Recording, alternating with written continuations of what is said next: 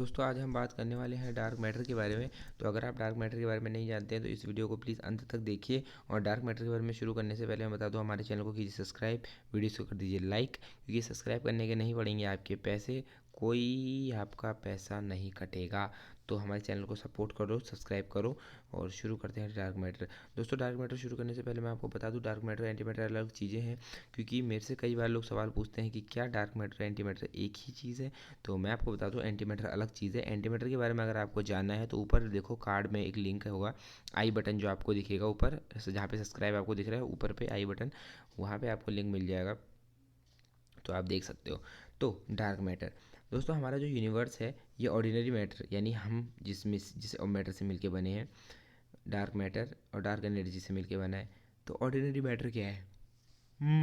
Ordinary matter, आप, मैं, हमारा planet, solar system, asteroids, meteoroids, galaxies, milky way galaxy, हमारी जो भी आप टेलीस्कोप से जितनी भी चीज़ें देखते हो सब मिलके बना है ऑर्डिनरी मैटर से। और इतनी सारी चीज़ें देखते हो आप, लेकिन फिर भी सिर्फ 4%, हाँ सिर्फ 4%, और जो बाकी 6 गुना ज़्यादा है इसका डार्क मैटर, इस पे आज हम बात करेंगे। और डार्क एनर्जी को हम रखेंगे साइड, इस पे आ रही है अलग से वीडियो, तो मैं इस पे अलग से वीडियो बनाऊंगा। डार्क मैटर दोस्तों हमारी जो नॉर्मल लाइट है इससे इंटरेक्ट नहीं करता, यानी आप इसे लाइट अगर ये आपके सामने हो तो आप इसे नहीं देख सकते। और ना ही ये किसी तरीके की हमारी इलेक्ट्रोमैग्नेटिक स्पेक्ट्रम की जो हमारी ईएम वेव्स हैं, ना तो उन्हें एमिट करता है ना ही उन्हें एब्जॉर्ब करता है। तो यानी आप इससे ऐसा नहीं सोच सकते कि ये कोई ईएम वेव रिलीज़ करता होगा या एमिट करता होगा तो आप डिटेक्ट करके डार्क मैटर पता लगा सकते हो। तो डार्क मैटर आप एएम वेव से तो नहीं निकाल सकते, तो ये हो जाता है इस तरीके से कम्प्लीटली इनविजिबल। यानी अगर आपके सामने डार्क मैटर रखा हो तो आप उसे बिल्कुल भी नहीं देख सकते। दोस्तों इसका पता साइंटिस्ट को कैसे चलता है? इसका एक बड़ा इफ़ेक्ट जो डार्क मैटर करता है वो उनमें से ये है, एक है, ये एक बहुत ही कॉमन एग्जांपल है। और डार्क मैटर से जो हमारे इफेक्ट पड़ता है हमारी गैलेक्सी को, ये एक एग्जांपल है। आप समझ लीजिए ये एक गैलेक्सी है और आप जानते ही हो गैलेक्सी घूमती है, मतलब स्टार्स जो हैं वो गैलेक्सी में घूमते हैं, जिस तभी तो उसका शेप स्पाइरल आता है।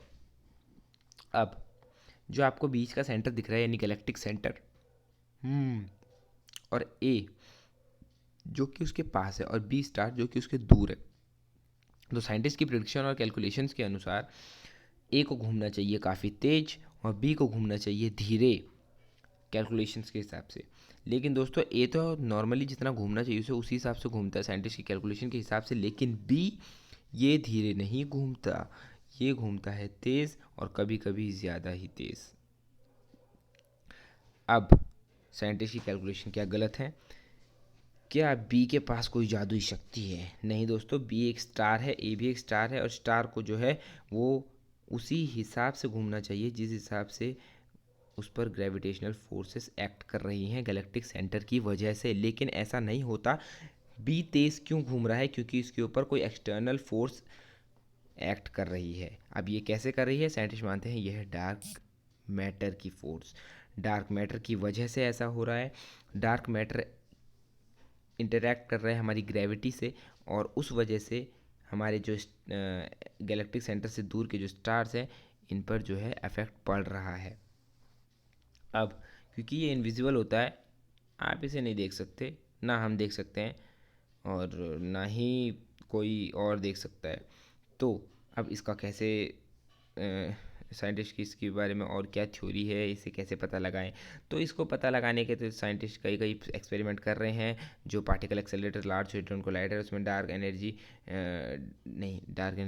डार्क मैटर के पार्टिकल्स बनाने की कोशिश कर रहे हैं ताकि वो उसे स्टडी कर सकें। हालांकि अभी नहीं बना पाए हैं, और क्या पता जब आप ये वीडियो देख रहे हो तब बना लिए हों, लेकिन अभी तो नहीं बना पाए हैं जब मैं ये वीडियो बना रहा हूँ। और जो साइंटिस्ट की प्रिडिक्शंस है डार्क मैटर के बारे में वो ये कि कुछ साइंटिस्ट मानते हैं कि जो डार्क मैटर है ये जो डार्क चीज़ों से इंटरेक्ट करता है। यानी मान लीजिए हमारा जो नॉर्मल मैटर है यानी आप और मैं, हम इंटरेक्ट करते हैं फोटोन और ईएम वेव से, ठीक है। जो डार्क मैटर है वो एमिट करता है या एब्जॉर्ब करता है डार्क ईएम वेव्स या डार्क लाइट के कांटेक्ट में आता है। यानी एक फोटोन है, नॉर्मल फोटोन जी, ठीक है, मान लीजिए जो सन से आ रहा है, सन से आ रहा है लाइट का लाइट फोटोन वो आपसे इंटरेक्ट करेगा क्योंकि आप नॉर्मल मैटर के बने हो, और उस फोटोन वो भी नॉर्मल मैटर का होता है। लेकिन अगर वो फोटोन किसी डार्क मैटर से या डार्क मैटर से बनी चीज़ पे से गुजरता है तो वो उससे बिल्कुल भी इंटरेक्ट नहीं करेगा।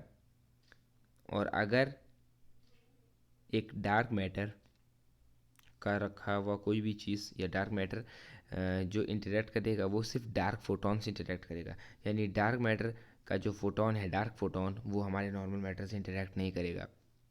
हाँ दोस्तों, साइंटिस्ट मानते हैं ये बात। और अगर ये बात सच है, क्योंकि ये सिर्फ एक थ्योरी है, तो फिर डार्क एटम्स, डार्क मॉलिक्यूल्स और भी पता नहीं क्या क्या चीज़ें आ जाती हैं जो चीज़ों को और कॉम्प्लिकेटेड बना देती हैं। तो दोस्तों, आपको क्या लगता है कि डार्क मैटर से क्या डार्क एटम्स और उनसे मिलके बना है? डार्क एटम, डार्क मॉलिक्यूल्स और जो हमारी नॉर्मल मैटर से अलग हैं और नॉर्मल ईएम वेव से और नॉर्मल लाइट से जो इंटरेक्ट नहीं करते हैं, और डार्क मैटर जो है वो सिर्फ डार्क ईएम वेव्स या डार्क लाइट से इंटरेक्ट करता है।